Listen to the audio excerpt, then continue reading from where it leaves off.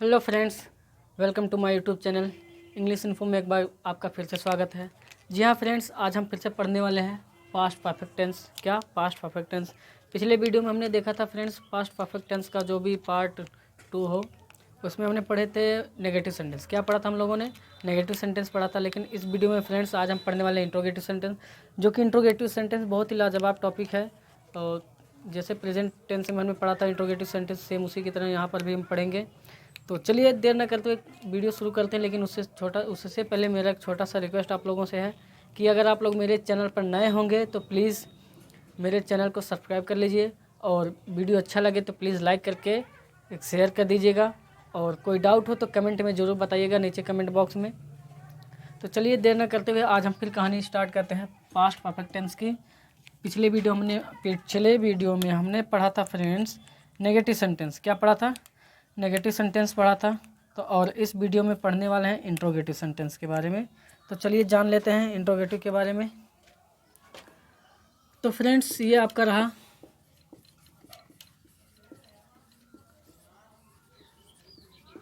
आपके कहानी का नाम रहा इंट्रोगेटिव, ठीक है। और इंट्रोगेटिव का मतलब क्या होता है फ्रेंड्स? हमने जाना था कि इंट्रोगेटिव का मतलब होता है टू आस्क या क्वेश्चन, और इम्पोर्टेंट बात यह है कि क्वेश्चन मार्क होना बहुत ज़रूरी है ना। टू आस्क मतलब फ्रेंड्स जो कुछ पूछना, कुछ भी पूछा जाए फ्रेंड्स। क्या? कुछ भी पूछा जाए तो ये होता है टू आस्क। मतलब कुछ भी आपसे पूछा जाए तो अपने अपने क्वेश्चन ही होगा, है ना। और जब क्वेश्चन होगा तो प्रश्न का भाव प्रकट होगा। जब प्रश्न का भाव प्रकट होगा तो आपका इंट्रोगेटिव सेंटेंस होगा। क्या होगा? इंट्रोगेटिव सेंटेंस, ठीक है। और इंट्रोगेटिव सेंटेंस फ्रेंड्स मैं बता दूं कि ये दो तरह के होते हैं। कितने तरह के होते हैं? दो तरह के। पहला होता है क्लोज इंडेड। क्या होता है? Close ended. पहला क्या होता है? Close ended friends. और दूसरा होता है फ्रेंड्स ओपन इंडेड। क्या होता है? ओपन इंडेड, ठीक है। तो चलिए फ्रेंड्स अब देख लेते हैं कि क्लोज इंडेड क्या होता है और ओपन इंडेड क्या होता है। तो मैं बता दूं फ्रेंड्स, जो क्लोज इंडेड होता है, हाँ, इसकी आइडेंटिफिकेशन यानी इसकी पहचान जो होती है कि अगर इसका आंसर हमें एस या नो में देना हो, किस में मिलता हो? एस या नो में मिले। और हिंदी की शुरुआत कहाँ से हो? क्या से हो? हिंदी की शुरुआत क्या से हो? लेकिन इंग्लिश की शुरुआत, लेकिन इनकी इंग्लिश जो है इनकी इंग्लिश वाट कभी नहीं लिखी जाती। ओके फ्रेंड्स, इनकी इंग्लिश वाट कभी नहीं लिखी जाती, बल्कि इनके जगह पे यानी इंग्लिश की शुरुआत जो होती है, किसकी शुरुआत? इंग्लिश की शुरुआत हेल्पिंग वर्ब से होती है। कहाँ से? हेल्पिंग वर्ब से होती है। और लास्ट में क्वेश्चन मार्क होना बहुत ज़रूरी, ठीक है। इतनी बातें हैं। और ओपन एंडेड की बात मैं करूं फ्रेंड्स, तो ओपन एंडेड होता है कि ऐसे सेंटेंस जिसका हमें रीज़न बताना हो। क्या बताना हो? रीज़न बताना हो, और वह अपने आप में फुल आंसर हो, ठीक है। अपने आप में फुल आंसर बताना हो तो वो हमारे क्या होते हैं? ओपन एंडेड होते हैं। और हिंदी की शुरुआत में बात बताऊं तो जो है कि हिंदी की शुरुआत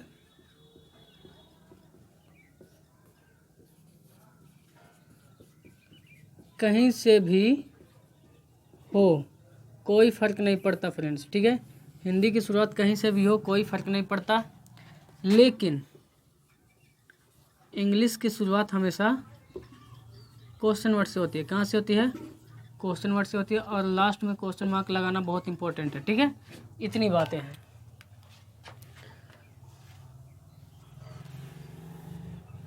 तो चलिए फ्रेंड्स अब समझ लेते हैं कि क्लोज एंडेड के बारे में। क्लोज एंडेड के बारे में बहुत बढ़िया से समझ लेते हैं, तब कहानी को ले चलेंगे आगे फ्रेंड्स। तो ये रहा हमारा क्लोज एंडेड।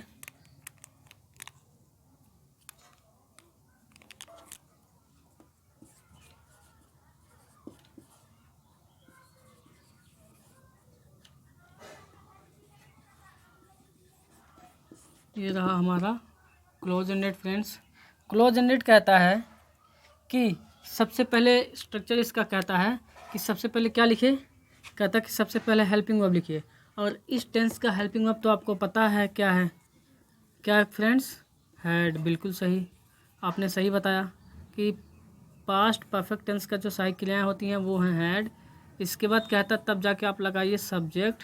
सब्जेक्ट के बाद बोलता कि अगर ज़रूरत पड़ती है नाट की तो हमें नाट लगा देना है, ठीक है, वरना छोड़ देना है। नाट लगाने के बाद, लेकिन देखिए ध्यान दीजिएगा, सब्जेक्ट के बाद ही नाट लगेगा। इंट्रोगेटिव में यही रूल है, ठीक है, कि सब्जेक्ट के बाद नाट लगता है। इसके बाद मेन वर्ब का कौन सा फॉर्म, थर्ड फॉर्म फ्रेंड्स। इसके बाद ऑब्जेक्ट और कॉम्प्लीमेंट करने के साथ साथ हमें क्वेश्चन मार्क पे विशेष ध्यान देना है, ठीक है, क्वेश्चन मार्क पे विशेष ध्यान देना है। बस इतनी सी हमारी कहानी है यही।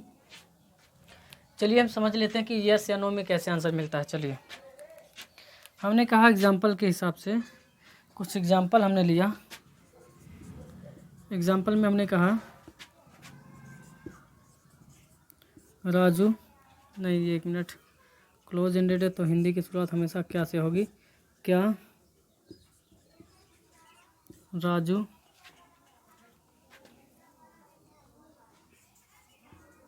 कल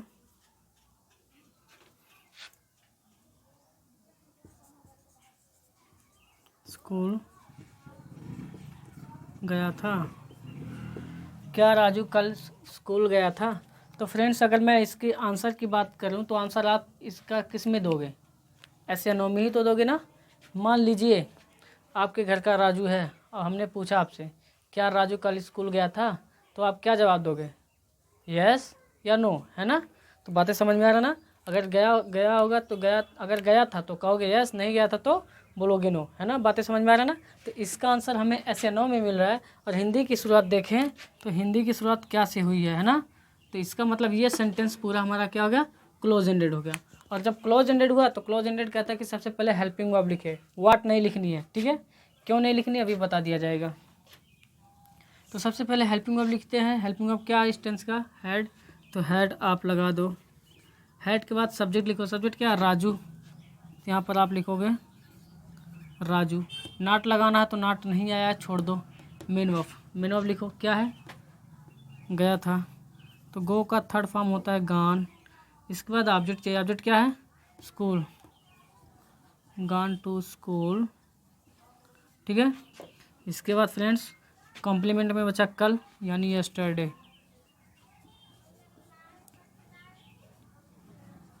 ठीक है। और लास्ट में क्वेश्चन मार्क। ओके फ्रेंड्स, तो मुझे लगता है फ्रेंड्स इतनी बातें समझ में आ गई होंगी। चलते हैं एक और एग्जांपल देख लेते हैं। हमने कहा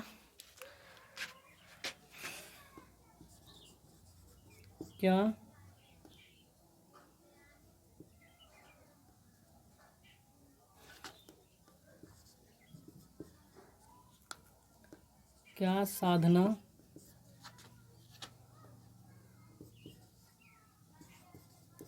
किताब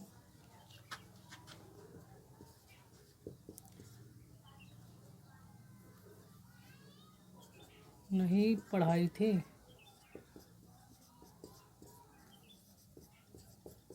चलिए लिखा गया है क्या साधना किताब नहीं पढ़ाई थी।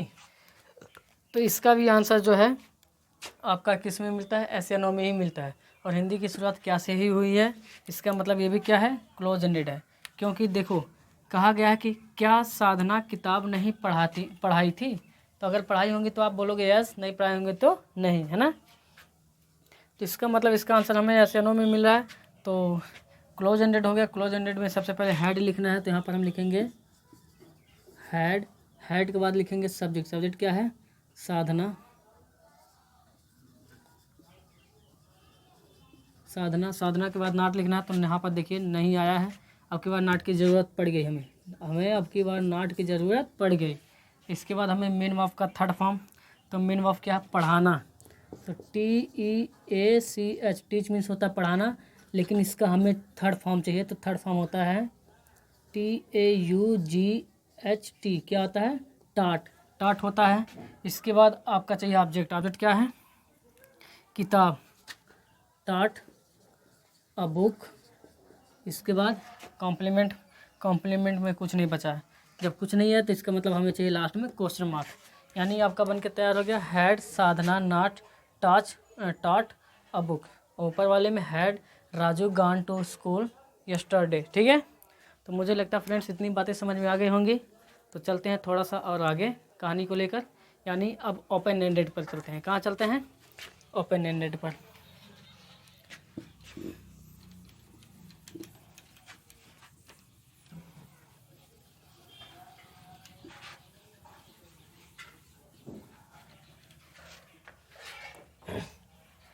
तो फ्रेंड्स ओपन एंडेड की क्या कहानी है? ओपन एंडेड की यही कहानी है फ्रेंड्स कि ओपन एंडेड कहता है कि कुछ मत कीजिए, हमें जो है कहता कि हमें क्या करिए कि सबसे पहले क्वेश्चन वर्ड लिख लीजिए। क्या कहता है? क्वेश्चन वर्ड के बारे में बताता है। देखिए फ्रेंड्स चीज़ें आपकी वही रहेंगी, लेकिन फ़र्क इतना कि ओपन एंडेड कहता कि सबसे पहले क्वेश्चन वर्ड लिखिए, तब हेड लिखिए, तब सब्जेक्ट नॉट मेन का थर्ड फॉर्म ऑब्जेक्ट कॉम्प्लीमेंट, जो भी सारी चीज़ें हैं। ठीक है, सिर्फ क्वेश्चन वर्ड ही लगाना था और कुछ नहीं करना था। और ये हमेशा रीज़न बताना होता है, फुल आंसर होता है, तभी हम क्वेश्चन वर्ड लगाते हैं। क्वेश्चन वर्ड लगाने का हमारा यही मतलब है, यही कारण है कि हमें रीज़न, सबसे पहली बात हमें रीज़न देना होता है जिसे हमें फुल आंसर बताना होता है, इसीलिए ये ओपन एंडेड होता है। और हिंदी की शुरुआत कहीं से हो कोई फ़र्क नहीं पड़ता, लेकिन इंग्लिश की शुरुआत हमेशा क्वेश्चन वर्ड से होती है। इंग्लिश की शुरुआत हमेशा क्वेश्चन वर्ड से होती है। तो चलिए कुछ एग्जांपल ले लेते हैं तब समझते हैं। ठीक है, और एक फ्रेंड्स मैं बता दूं कि ये जो है ओपन एंडेड का पहला स्ट्रक्चर है। क्या? ओपन एंडेड का ये पहला स्ट्रक्चर है। तो सबसे पहले एग्जाम्पल देख लेते हैं। एग्जाम्पल में मैंने कहा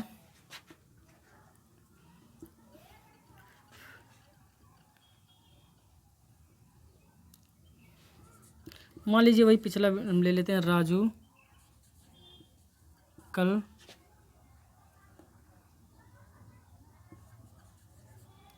स्कूल क्यों नहीं गया था। स्कूल, देखिए राजू कल स्कूल क्यों नहीं गया था। ठीक है, तो यहाँ पर अगर मैं बात करूँ, क्या इसका आंसर आप एस या नो में दोगे या तो फुल आंसर दोगे? बताओ किस में दोगे? तो यहाँ कहा गया राजू कल स्कूल क्यों नहीं गया था, हाँ या ना में जवाब मिलेगा कि फुल आंसर बताना होगा, रीज़न देना होगा? बताओ। जी हाँ फ्रेंड्स, रीज़न बताना होगा। अगर आपको लगता है कि रीज़न नहीं बताना है, एस या नो में काम चलता है, तो कमेंट में ज़रूर बताइएगा कैसे। ठीक है, राजू कल स्कूल क्यों नहीं गया था, तो अब बताओगे रीज़न, क्योंकि वो बीमार था, है ना। एस या नो में बिल्कुल नहीं दे पाओगे। जब एस या नो में इसका आंसर हम नहीं दे पाएंगे तो इसका मतलब ये हो गया कि ये सेंटेंस हमारा ओपन एंडेड हो गया। हिंदी की शुरुआत देखो कहाँ से हुई है, कोई फ़र्क नहीं पड़ता, लेकिन इंग्लिश की शुरुआत हमेशा क्वेश्चन वर्ड से होती है। देख लीजिए क्वेश्चन वर्ड से, इसीलिए ओपन एंडेड का स्ट्रक्चर कहता है कि सबसे पहले क्या लिखे? Open ended. तो सॉरी क्वेश्चन वर्ड। तो क्वेश्चन वर्ड क्या है? क्यों। तो यहाँ पर आप लिखेंगे वाई, क्वेश्चन वर्ड हो गया वाई हैड। अब यहाँ सब्जेक्ट चाहिए, एक वचन या बहुवचन सभी के साथ हैड लगाना है। इसके बाद फ्रेंड्स कहता है सब्जेक्ट लिखिए। सब्जेक्ट क्या है? राजू। आपने लिखा राजू, राजू के बाद नॉट लिखना है। देखो कहीं पे आया है राजू कल स्कूल क्यों नहीं, बिल्कुल आया ना? नहीं आया है तो इसका मतलब हमें नॉट लगा देना है, नॉट की ज़रूरत पड़ गई। इसके बाद मेन वर्ब का थर्ड फॉर्म क्या है? गया था। तो वही चीज़ें हैं, गो का थर्ड फॉर्म होता है गॉन। ऑब्जेक्ट क्या है? ऑब्जेक्ट आपका है स्कूल, टू स्कूल। और कॉम्प्लीमेंट में बचा कल, यस्टरडे। यस्टरडे और लास्ट में क्वेश्चन मार्क। ओके फ्रेंड्स, आपका बनके क्या तैयार हो गया? Why had Raju not gone to school yesterday. Okay friends, चलिए एक और एग्जांपल देख लेते हैं। हमने अभी क्या लिखा था? हमने लिखा था साधना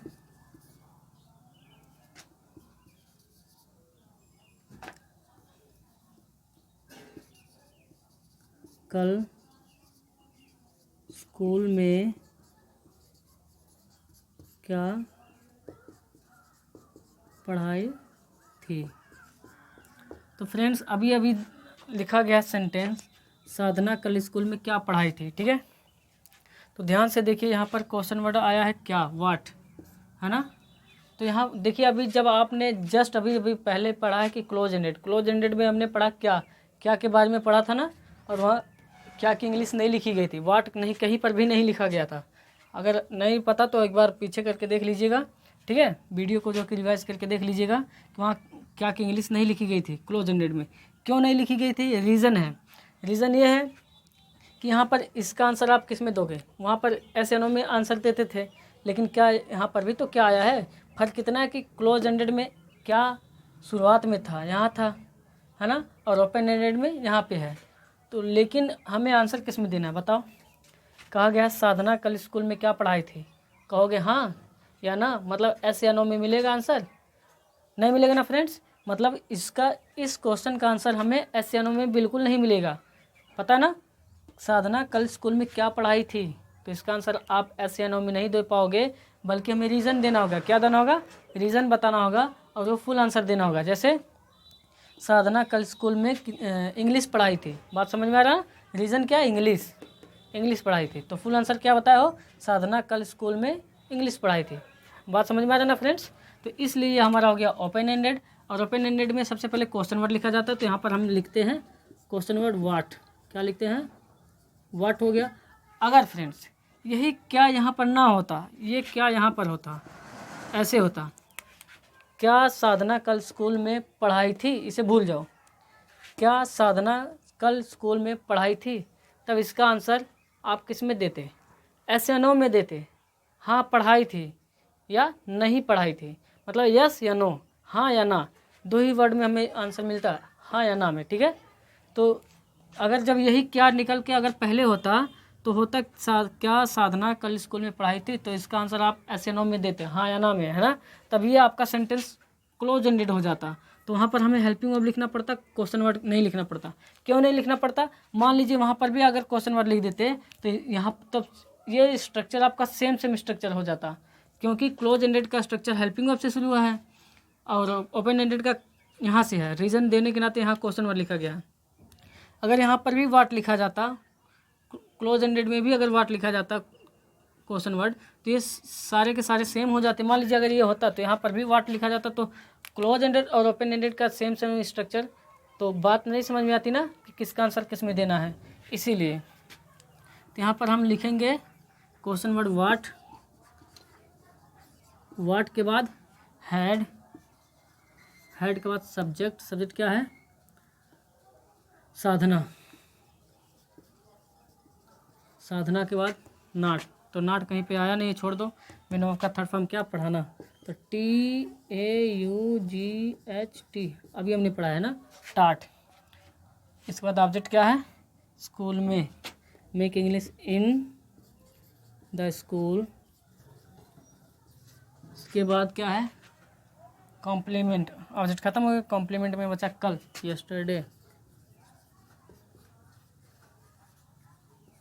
और लास्ट में क्वेश्चन मार्क, है ना। तो आपका बनके तैयार हो गया, व्हाट हैड साधना टाट in the school yesterday. Okay friends, तो मुझे लगता है फ्रेंड्स ये भी बातें समझ में आ गई होंगी, काफ़ी बढ़िया से समझ में आई होंगी। चलते हैं अब फ्रेंड्स, इसी वक्त देख लेते हैं अगला रूल, जिसे वो बोलते हैं हाउ मच हाउ मेनी का।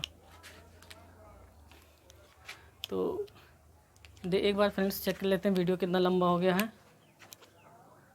तो मेरे हिसाब से फ्रेंड्स वीडियो काफ़ी लंबा बन रहा है, तो ये बातें यहीं तक रोक देनी चाहिए, है ना।